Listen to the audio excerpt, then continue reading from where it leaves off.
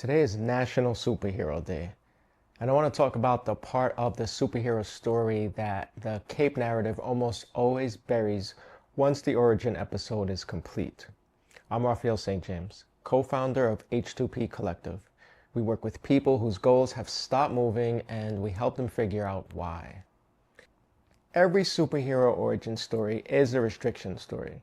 Bruce Wayne didn't become Batman because his parents were wealthy. He became Batman because he watched them die in an alley at 8 years old. The trauma of that restriction produced a capacity for sustained focus, physical discipline, and strategic intelligence that no amount of privilege alone would have generated. The wealth was available before the restriction. The Batman was not. Peter Parker's spider bite gave him his power, but his uncle's death gave him the judgment to use it. The restriction, the specific, irreversible cost of the moment he chose not to act, produced the orientation that made the power meaningful rather than just spectacular. Superman's entire identity is built on restriction. He is the last survivor of a destroyed world. The restriction of loss is the source of the capacity. But here's what the Cape narrative almost always skips. None of them knew how to use it at first.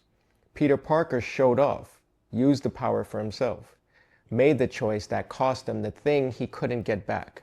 Bruce Wayne punched everything in reach and produced chaos before he produced justice. The Hulk destroyed the city he was trying to save, because the raw capacity without the wisdom to direct it is just force applied in every direction until something breaks. Act 1 of every superhero story is push through. The restriction produced the capacity.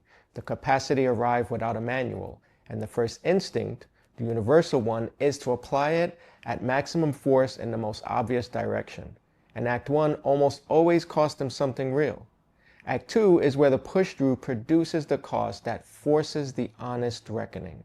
The moment where the hero finally stops and asks the question they should have asked in Act 1.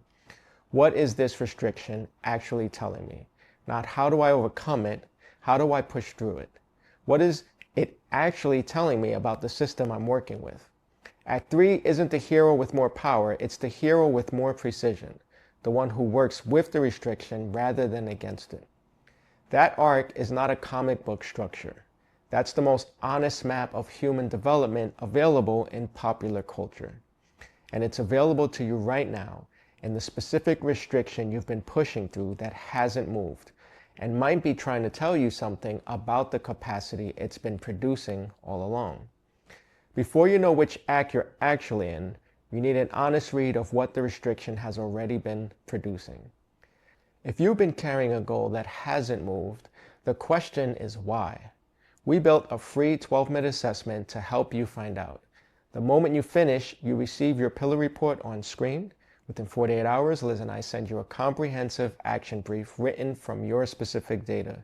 If you want to keep building from there, both of our self-paced programs come with us right alongside you at h2pcollective.com. National Superhero Day, the Cape is the part everyone remembers. The restriction that produced it is the part that actually matters. Every origin story is a restriction story, including yours. The question is which act you're in.